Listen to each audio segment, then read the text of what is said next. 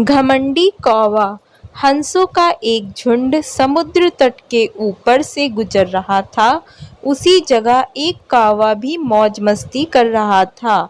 उसने हंसों को उपेक्षा भरी नजरों से देखा। तुम लोग कितनी अच्छी उड़ान भर लेते हो, कौवा मजाक के लहजे में बोला। तुम लोग और कर भी क्या सकते हो, बस अपना पंख फड़फड़ा कर उड़ान भर सकते हो। क्या तुम मेरी तरह फुर्ती से उड़ सकते हो, मेरी तरह हवा में कलाबाजियां दिखा सकते हो? नहीं, तुम तो ठीक से जानते भी नहीं कि उड़ना किसे कहते हैं। कौवे की बात सुनकर एक वृद्ध हंस बोला, ये अच्छी बात है कि तुम ये सब कर लेते हो, लेकिन तुम्हें इस बात पर घमंड नहीं करना चाहिए। मैं घमंड वमंड नहीं जानता। अगर तुम में से कोई भी मेरा मुकाबला कर सकता है तो सामने आए और मुझे हरा कर दिखाए। एक युवा नर हंस ने कौवे की चुनौती स्वीकार कर ली। यह तय हुआ कि प्रतियोगिता 2 चरणों में होगी। पहले चरण में कौवा अपने करतब दिखाएगा और हंस को भी वह करके दिखाना होगा, और दूसरे चरण में कौवे को हंस के करतब दोहराने होंगे। प्रतियोगिता शुरू हुई। पहले चरण की शुरुआत कौवे ने की और एक भी बढ़कर एक कलाबाजियां दिखाने लगा। वह कभी गोल गोल चक्कर खाता तो कभी जमीन छूते हुए ऊपर उड़ जाता। वहीं हंस उसके मुकाबले कुछ खास नहीं कर पाया। कौवा अब और भी बढ़ चढ़कर बोलने लगा, मैं तो पहले ही कह रहा था कि तुम लोगों को और कुछ भी नहीं आता। ही।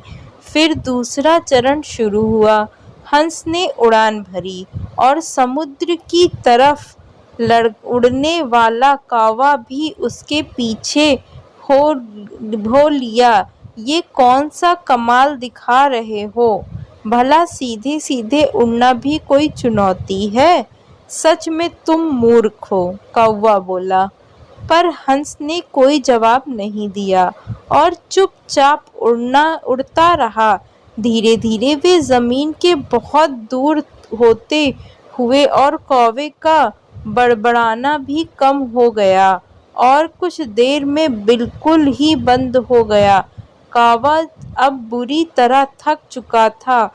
इतना ही अब उसके लिए खुद को हवा में रखना भी मुश्किल हो रहा था और वह बार बार पानी के करीब पहुंच जा रहा था। हंस कौवे की स्थिति समझ रहा था, पर उसने अनजान बनते हुए कहा, तुम बार बार पानी क्यों छू रहे हो? क्या ये भी तुम्हारा कोई कर्तव्य है? नहीं, कौवा बोला, मुझे माफ कर दो, मैं अब बिल्कुल थक चुका हूँ और यदि तुमने मेरी मदद नहीं की तो मैं यहीं दम तोड़ दूंगा। मुझे बचा लो, मैं कभी घमंड नहीं दिखाऊंगा। हंस को कौवे पर दया आ गई।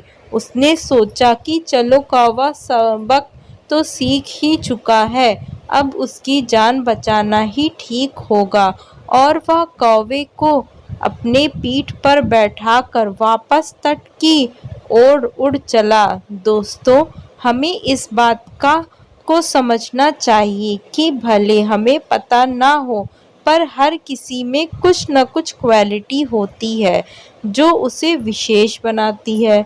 और भले ही हमारे अंदर हजारों अच्छाइयाँ हों, पर यदि हम उस पे घमंड करते हैं तो देर सबेर हमें भी कौवे की तरह शर्मिंदा होना पड़ता है।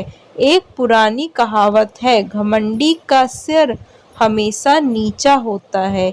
इसलिए ध्यान रखिए कि कहीं जाने अनजाने आप भी कौवे वाली गलती तो नहीं कर रहे हैं। अगर आपको हमारी कहानी अच्छी लगी हो तो हमारे चैनल को सब्सक्राइब करें, बेल आइकन को प्रेस करें और ज़्यादा से ज़्यादा कहानी को शेयर करें।